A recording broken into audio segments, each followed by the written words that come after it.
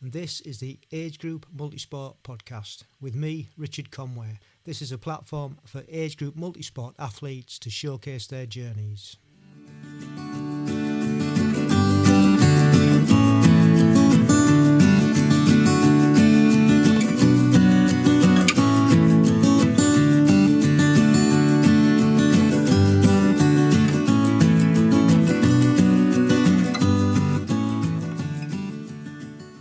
Welcome along to episode 64 of the Age Group Multisport Podcast, and thank you once again for tuning in and giving us a listen.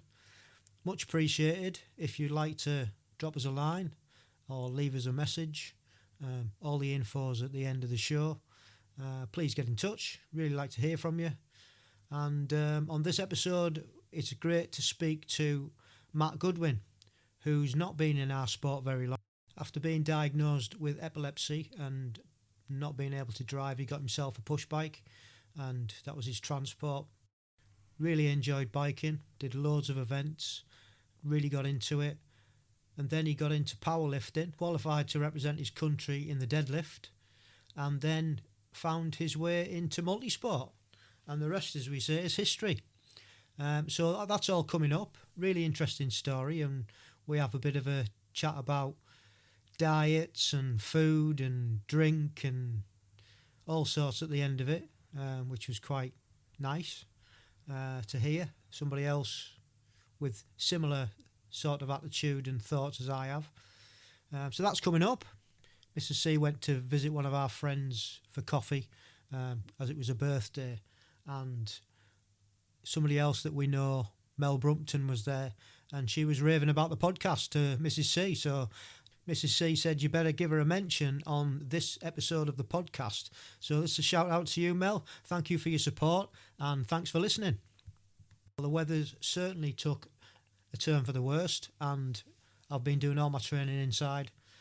Turbo sessions, treadmill sessions, they've all been done inside. I haven't ran outside this week at all.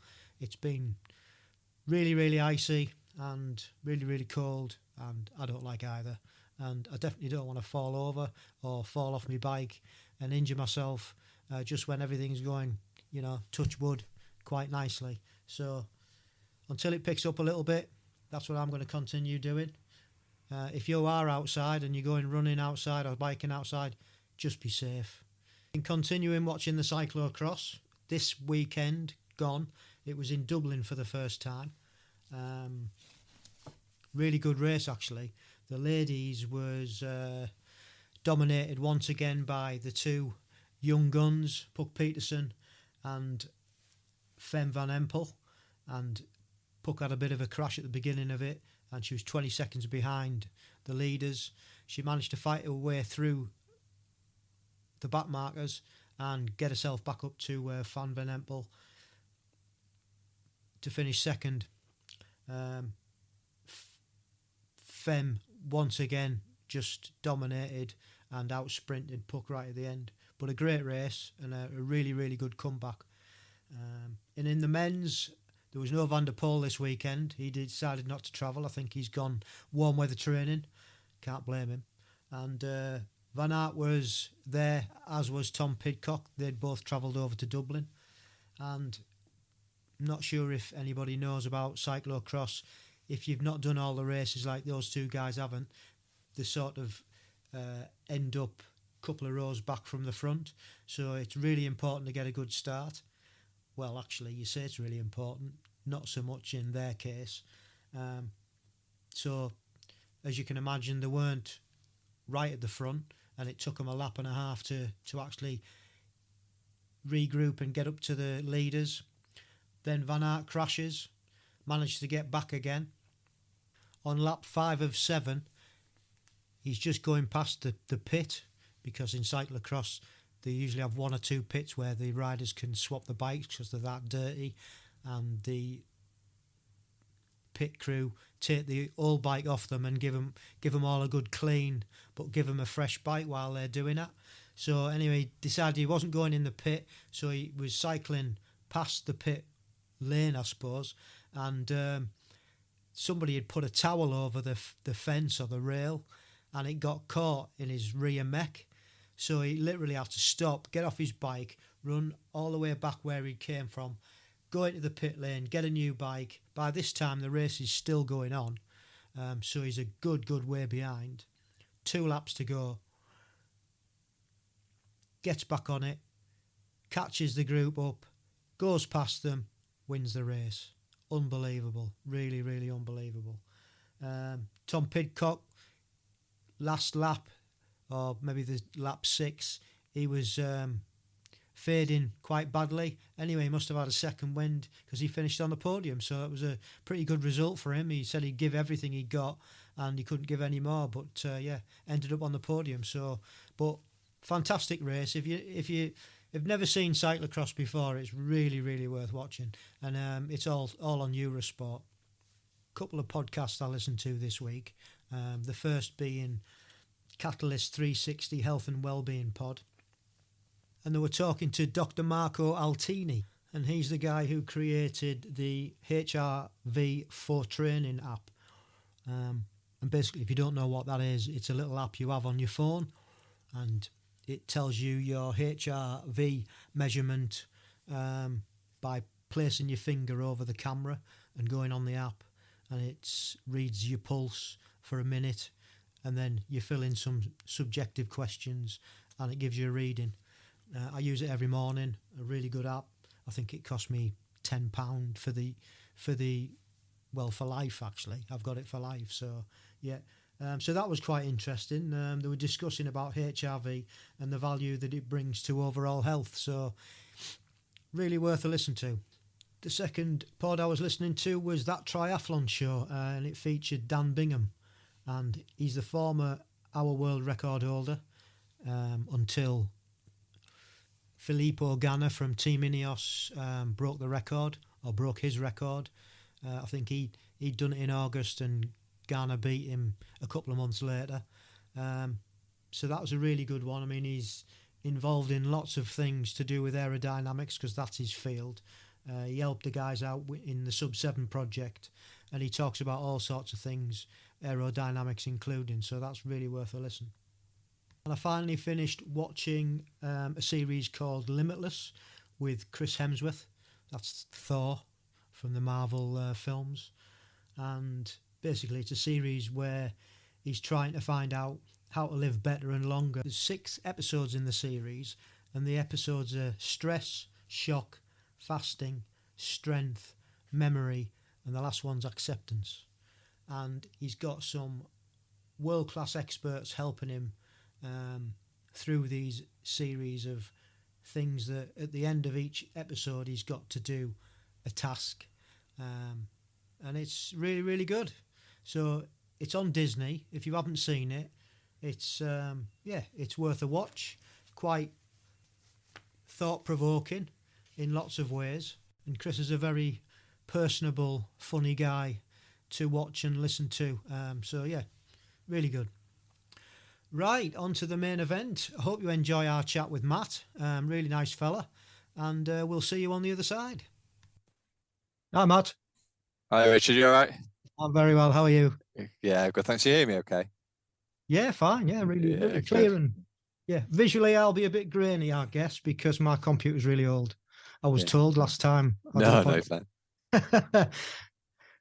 So, thank you for coming on and agreeing to share your story. Yeah. Much appreciated for you reaching out. Yeah. No, you're welcome. Whereabouts do we find you in the world? We're in Lincoln. Well, I'm in Lincolnshire, a little village called Bishop Norton, just north of Lincoln.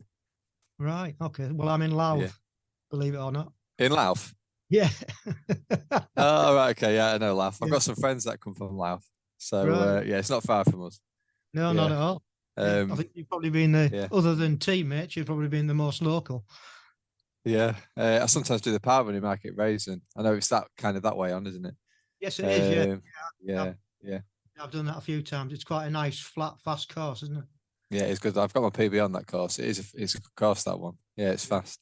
Yeah. So if you want to kick off by telling us a little bit about your background, I got your brief history. What did you do as a kid growing up, and how did you find multi-sport? Well, basically, it's try to do it in a nutshell, but No, there's no rush. oh, right, okay. Well, when I was in my teens, I was always from the age of 11, 12, always in sports. Football, rugby, tennis, particularly at school. Playing for the school year.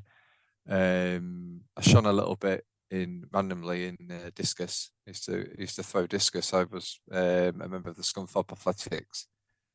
Still going now. And I used to throw discus at county level. Alongside that, just doing like the relays, the sprint relays, things like that, just to make up the numbers. Then I went to. I've always, alongside that, I always had an interest in weightlifting, in strength training. But when you're young, you've got your bench for your plastic weight. So I've always had that. I used to have that in my bedroom. From there, went to college, played rugby. University, carried on playing rugby, and going to the gym. So in my 20s, I went into. That's when I started doing the cycling. I was actually diagnosed with epilepsy when I finished university. So I wasn't allowed to drive for a year. So I thought, well, I needed to get around. So so I got on my bike, and it is under control, epilepsy, but that's what gave me the love for cycling. It was the only way I could get around. I was 21, 22 at the time. And if I'm honest, that got me really fit because, just went out and bought a mountain bike. Used that a lot of the time. So I joined the local cycling club, Scunthorpe Road Club. I used to do the time trials with them. Alongside that, I used to do just a bit of running, but if I'm honest, cycling's always been my strongest discipline. I used to really struggle with running. I have to make a lot more effort with it. So through my 20s, predominantly cycling. We did some sportifs, did some rides for charity, Help for Heroes. We did a day ride for that. So just bits like that. I've done a coast to coast. Then in my late 20s, that's when we started the company. So 10 years ago, and I've just found it just took over all my time. If anybody that starts their own company or it's just, So just to do something, I joined the local gym, just to try, keep fit on my lunch breaks. So I used to do some weightlifting. Actually, randomly found a love for powerlifting. So I actually combined the two, so cycling and powerlifting, and I did powerlifting for around 5 years. I was actually, my strongest discipline was deadlifting, which I qualified for the Euros. There's different divisions, but it's the ABPU, the British Powerlifting Union, but it's the amateur side, it's the drug tested side. So anyway, so qualifying, for the Euros in that. But then actually I found, then I switched to CrossFit around 34, 35 years old. This is about 3 or 4 years ago. Yeah. Just going back to you. No, just because it interests me, the weightlifting. I don't want you to. Yeah. You mentioned that you qualified for the Euros. Did you actually go to the Euros and compete, or? No, unfortunately not. It was obviously my aim. It was in Ireland, and I just couldn't make it on the dates. So it was my intention to then try and requalify, but it just never materialised. Yeah. Sorry, how does the whole thing, like, you start off deadlifting and you find you're really strong at that. Obviously, the cycling, I guess, has helped a little bit, having strong legs. Because how did you get into that whole competition side of weightlifting? Well, they're just in the gym. It's quite a popular, I don't know if it's still open, but it's a popular powerlifting strongman gym. And just some of the lads in there are known on the circuit. Said, "Oh, Matt, why do you give a competition a go?" I was never really interested for it, so I thought, okay, I'll give it a go. And just found I was quite good at it, really. I was for my weight division, because there's weight classes as well. That's what I was going to ask. So it's which weight divisions that you're in, not age group or anything like that? Yeah, so it's like an under, what could we call it? It was under 82 kilograms. Right. I don't know. Yeah, so that was my weight category. Because I was never necessarily big, but I was just quite strong for my size. Yeah. And I just quite good technique. I used to just focus on my technique a lot. Yeah. And I used to have a powerlifting coach as well. And he was really helpful. He's full of knowledge and experience. So I learned a lot from him. If I'm honest, I did really enjoy it, actually. I met some really good people I'm still friends with now. So that's the powerlifting Yeah. side. So So so yeah, did you do local competitions to get to the European standard level, or did you just have to yeah, lift a weight? yeah. I did local competitions. So I competed in two divisions actually. The local one is North Midlands. It's like the GBPF. I competed in their competitions. Yeah. And then I also competed in the ABPU. Went to the British Championships to then qualify for the Euros. So I Right. got kind of through the British. As with triathlon, the sprint duathlon, standard duathlon, there's different categories. So Yeah. I qualified for the deadlift only.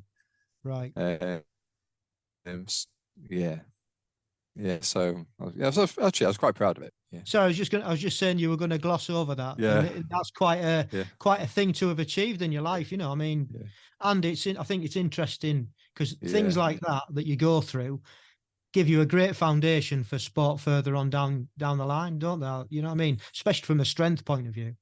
I think what it taught me, what it showed me is that if you're just consistent with something, without sounding cringy, but if you're just consistent and you stick to something, and stick to the program and believe in it, it kind of like I could transfer that to my training for my triathlon.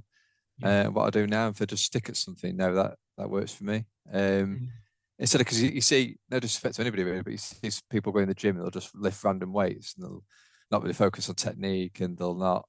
I mean, making sense. And just sometimes when you're younger, especially, you go out and you just max out in Mm. the gym every time. It's like going out and running a PB. Sorry, running a 5K and trying to get a PB every time and not Yeah. having that structure.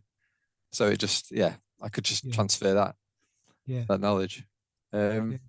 Yeah, so did the powerlifting and then went across to actually CrossFit. There's a local CrossFit club, which is real popular in Scunthorpe. I enjoyed that. But obviously I really struggled with some of the movements such as gymnastics, etc. But running alongside that, I knew there's local competitions going on, particularly sprint triathlons. And there's a popular triathlon group called Off That Couch Fitness. You might have Yeah. heard of them. Yeah. I had one of the lads on. He Yeah. he's qualified a couple of times for GB already. Aaron Dawes. Yeah, he's my mate. Yeah, he's Oh, he coming. is. Yeah, Right. yeah, yeah. Well, Aaron So, was on. Aaron yeah, was on doing a few bits and pieces on the podcast. I heard his podcast. Oh, you Yeah, did. Yeah, yeah, yeah. yeah, That's what I remembered, and I thought, yeah, I was really impressed. yeah. Aaron is qualified as well with myself for Venice next year. We're in the same age category actually, so it's the Excellent. same event. So yeah, so we're part of the same group. The coach is Steve Yeah. Clark. I don't know if I haven't mentioned that, but I did my first sprint triathlon way back 3 years ago. Mm. And I just got a love for it. Yeah. Really enjoyed it. Not necessarily the swimming side of it, but yeah, I got a real love for it. And I found out about Steve Clark, and that's when I joined Off That Couch Fitness. And I kind of not, if I'm honest, I dropped the CrossFit and just took it on full time. Never looked back really. Yeah, I really enjoy it. Yeah. So So is it yeah. duathlons that you prefer mostly? Yeah, well, what happened was I did a few triathlons, standard distance, and then I did outlaw X, the half Iron. I say half Ironman distance. I did that last year. Yeah. But what I found was I got fairly fit for. What I found was other, young dads, if you like, might find, or young mums, is that I struggled to find the time to put long hour sessions in to put for obviously for the long distance, and that's Mm. where I got caught out.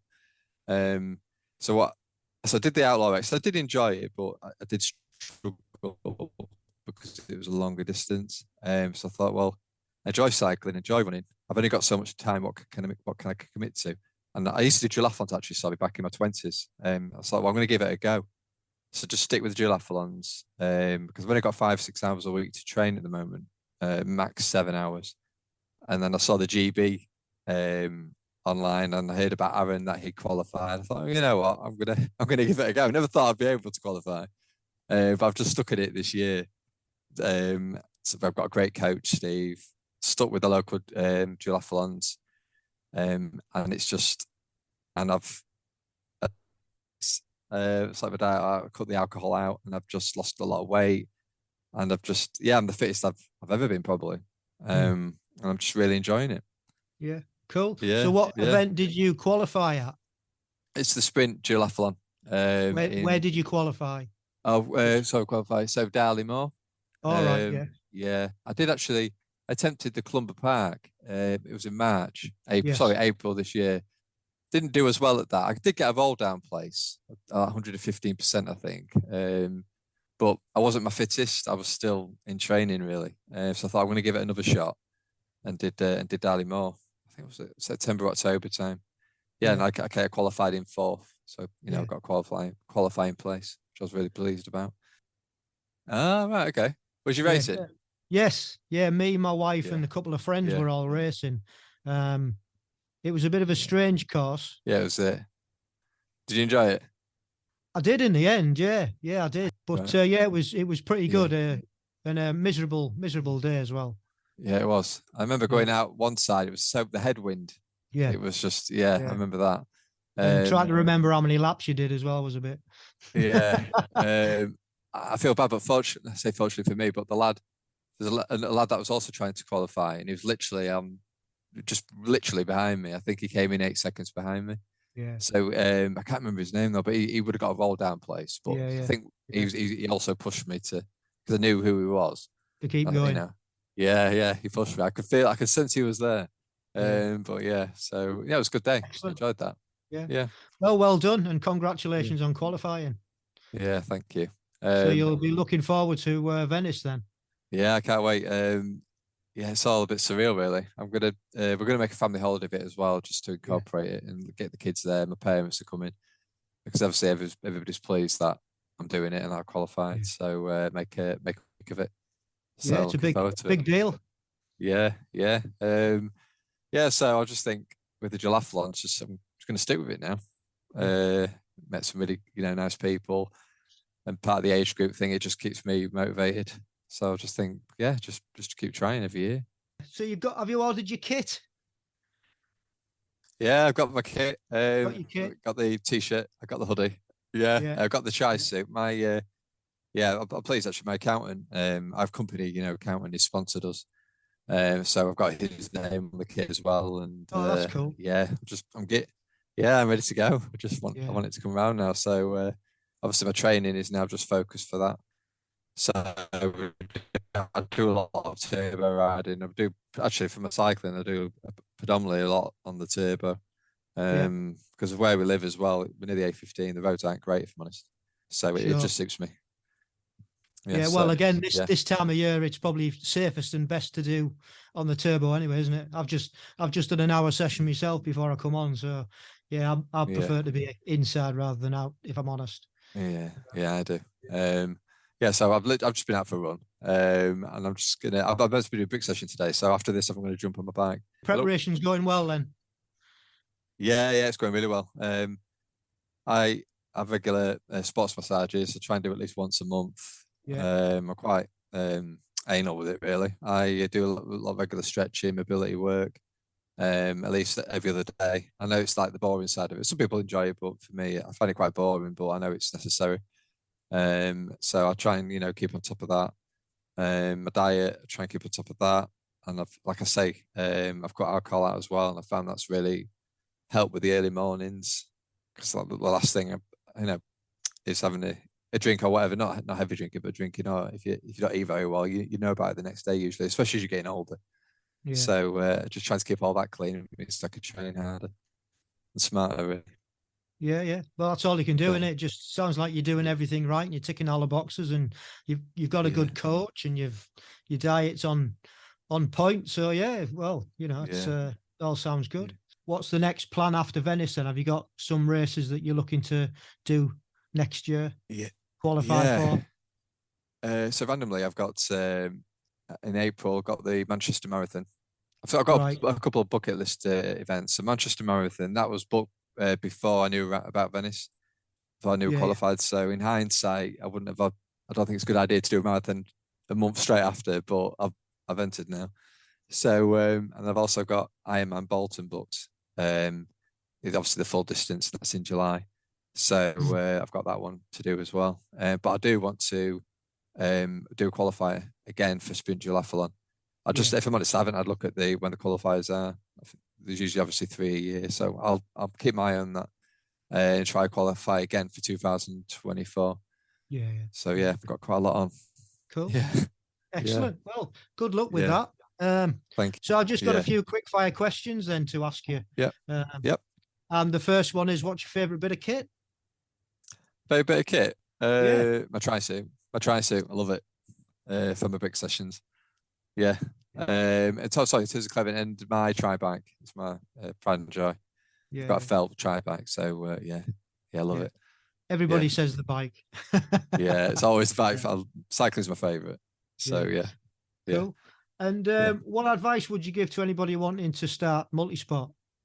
Just to enjoy it, and obviously just for me, finding your local club. If you know, some people are quite shy, but finding your local club and just learning about it, and just getting out there and doing it. Yeah. Going to local park runs, just meeting people. And I think if you meet people, you just educate yourself, and you just surround yourself with positive people. That, you know, that's what I do. Yeah. Well, it seems to be working. Yeah. What other than your coach and your triathlon team and stuff, what other resources do you use or find out? Okay, so on the side, I'm also studying leadership in running fitness with England Athletics. Sorry, I'm going to go along and study the coaching fitness as well, just for my own education, really.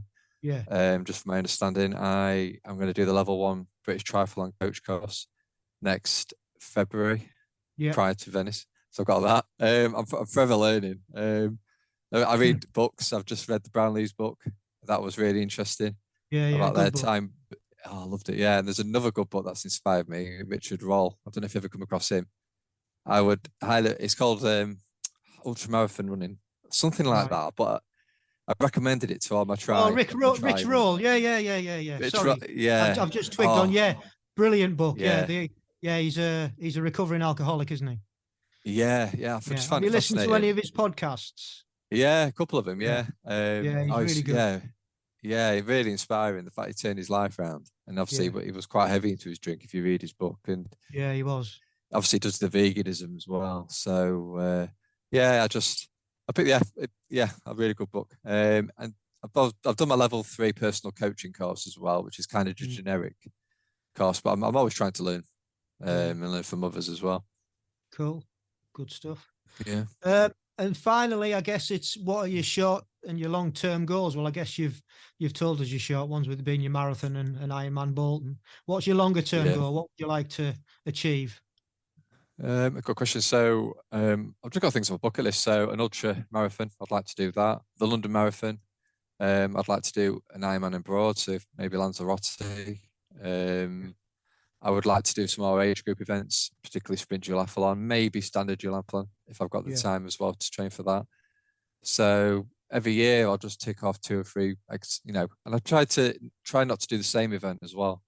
Yeah, keep it interesting. Try and keep it interesting. Yeah. I enjoy the park runs, meeting people. I try to volunteer when I can.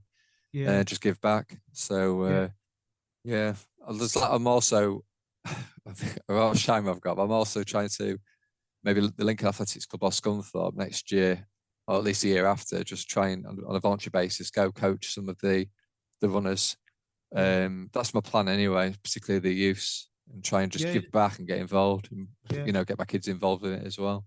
Yeah. So yeah. No, that's as a dad, it's great to have this, lifestyle that you've got, because your kids are they're like sponges, aren't they? They just absorb it all and want to get involved. I know I've got 2 sons, and one's 28, one's 26, and they're both the same. They're just one does like triathlons, and he's done a few, and he's into his football still, and the other one he's in CrossFit, and and they just see the mum and the dad doing triathlons. Because my wife, Kate, she does she's just qualified for Venice as well, and she does triathlons.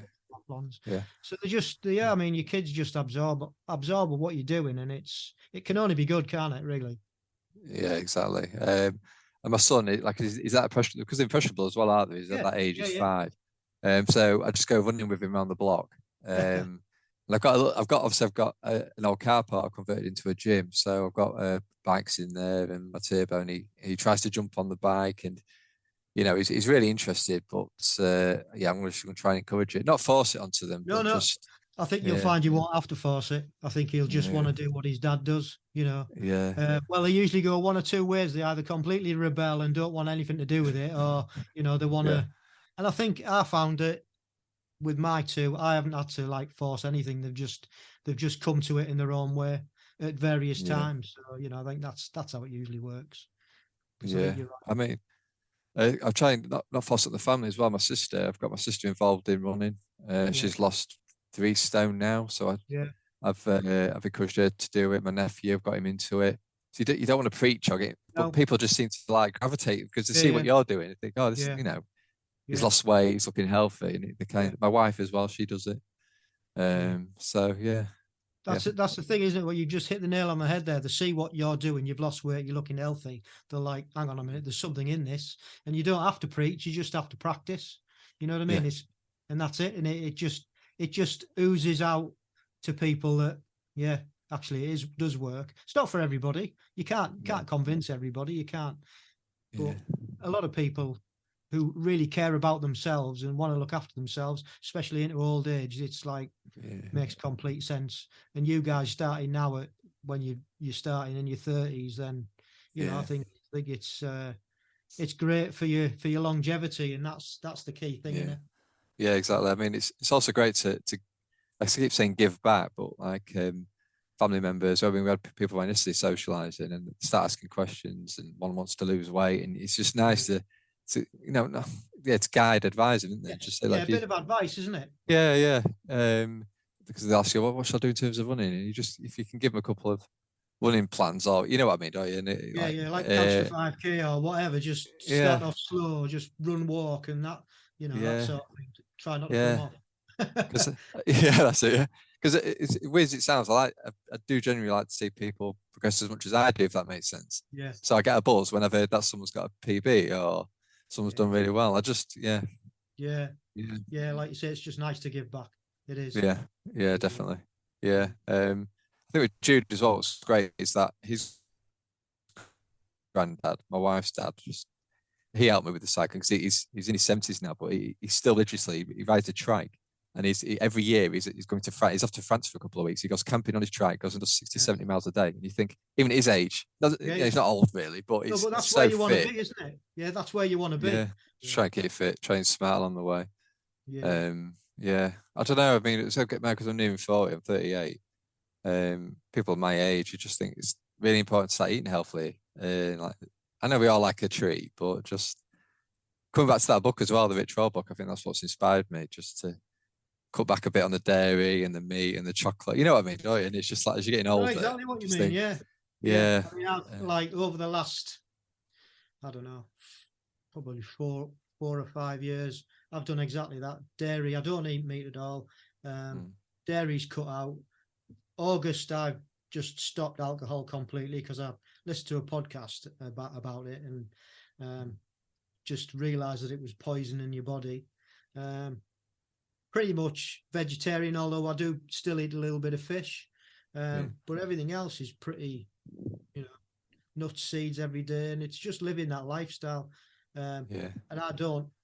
And again, you know, we were talking about your kids seeing it. Well, my wife, she's seen what I'm doing, and she's sort of got on board with it as well. And you know, it's just how we live now, and it's trying to get that healthy lifestyle and healthy living, along with the exercise, along with the sleeping. Like you stated about the stretching and all that sort of thing, and yoga and strength training, especially when you're getting older. Like, you know what I mean? It's all encompassing. It's the lifestyle that we're choosing at the minute to lead. So, and hopefully it'll do some good. Yeah, exactly in the same way that for me, because everything you just touched on about the giving up the alcohol and the diet, that's literally what I've done in the past 4 to 6 months. And it's lifestyle, isn't it? I think talking to my wife, some people want that quick fix. It's like and I just think if it's longevity, isn't it? It's actually what you do with your diet, what you do with your exercise, not just making sense. Not just I need a quick fix right now to lose weight. If you just get that mindset, what you can do moving forward, that's what I do. And I found that cutting out the alcohol. I'm going on about alcohol, but cutting out the alcohol, it's worked wonders for me because it was that naturally getting at the weekend, having a couple of beers and trying then to get up early in the morning to train. I don't know. For me, it's just I just feel like a new man, if you like, when I'm training. Yeah, but it's habitual, isn't it? We've all been there. You know, I mean, 30s, 40s. You've had a tough week. You've got kids. You crack open a bottle of wine, or you have a couple of beers, and it's just habitual, isn't it? You know, exactly. it's part of normality of most people's lives. And it's quite. You get looked at now. I've found that since I've stopped drinking, you get looked at a bit weirdly. Oh, you've stopped drinking alcohol. What's wrong with you? Sort of thing. It's not like a normal thing to do. And that's not just by people who drink a lot. That's like by people that are athletes as well and like a drink. Yeah. You know what I mean? They look at you a bit strange. Yeah. I mean, like you, I feel a lot better for it. And loads, but I mean, just touching on that, weekend away recently with just the lads, just one of the lads' 40th, and I was the only one not drinking, so I had a non-alcoholic beer.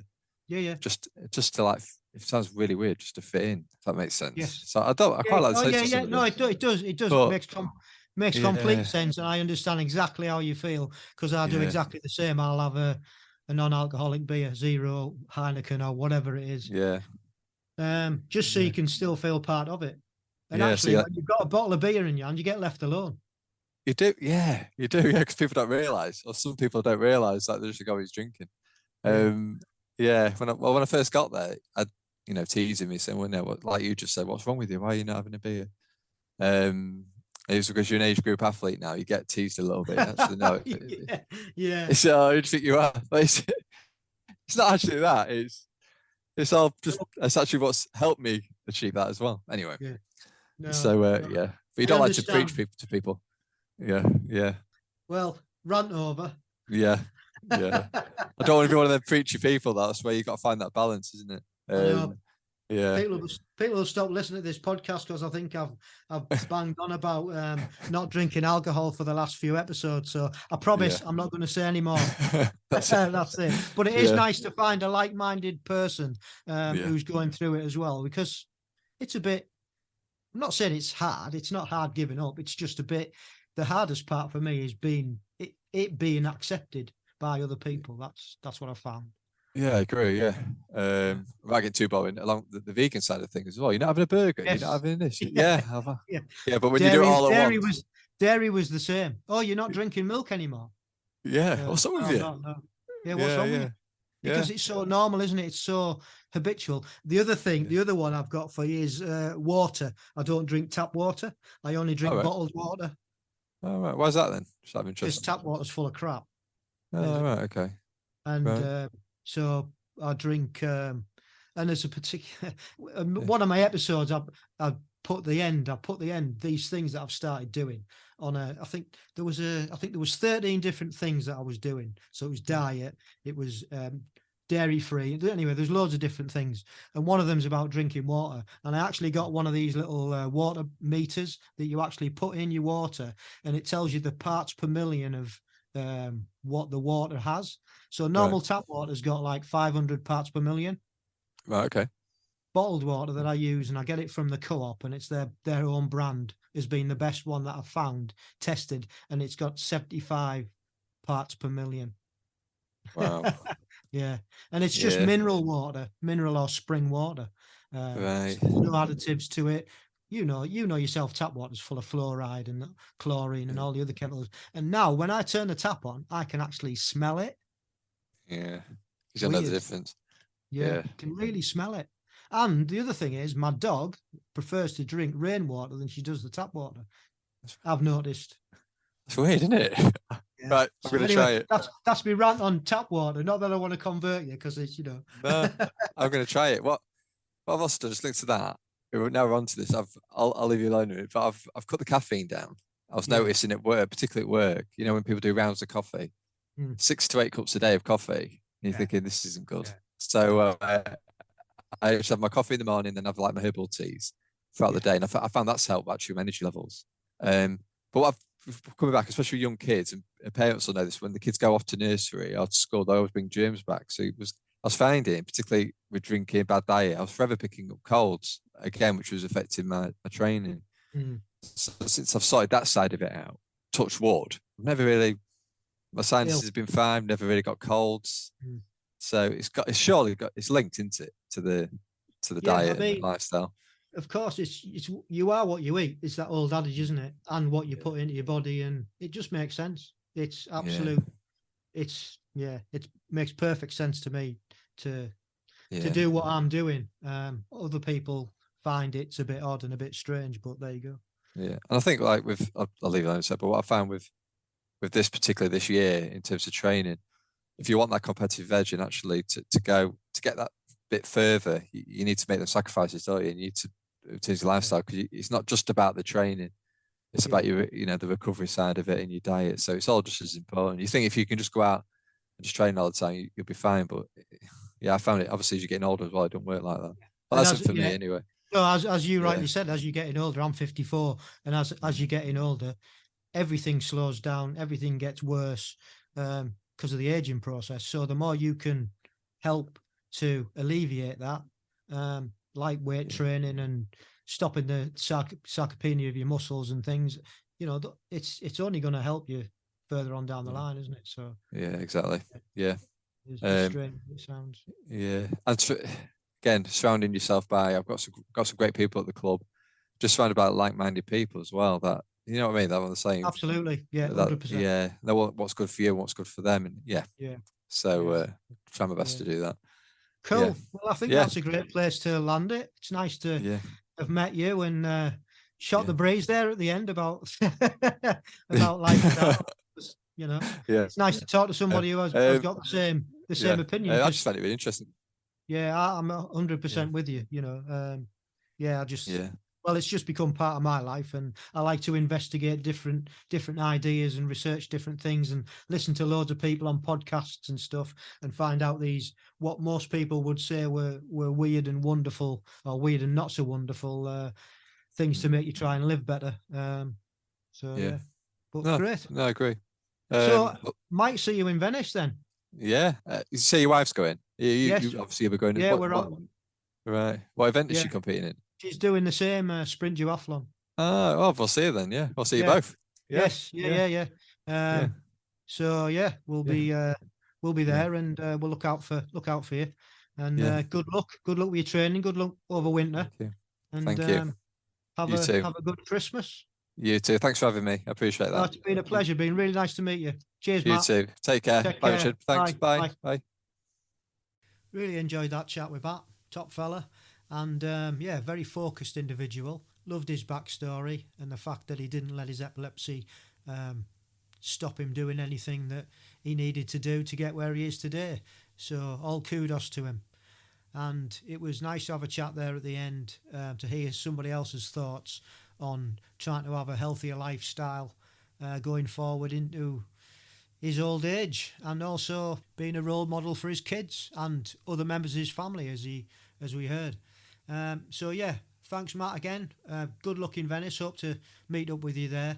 And if you'd like to get in touch, you can find us on Instagram at amp_1967. We're on Twitter at Age Group Multisport Podcast. We are on Facebook at AmpGB. Our website is the Age Group Multisport Podcast.buzzsprout.com. And if you'd like to drop us a line and come on the show, you can either DM us on any of those platforms, or get in touch with us through our email, which is agegroupmultisportpodcast@gmail.com. We're always looking for new guests, so don't be shy. Everyone who's gone on and qualified to represent the country has a worthwhile story to tell. And this is the platform to do it. So that's about it for this episode. Don't forget, stay safe, keep training, and love the process.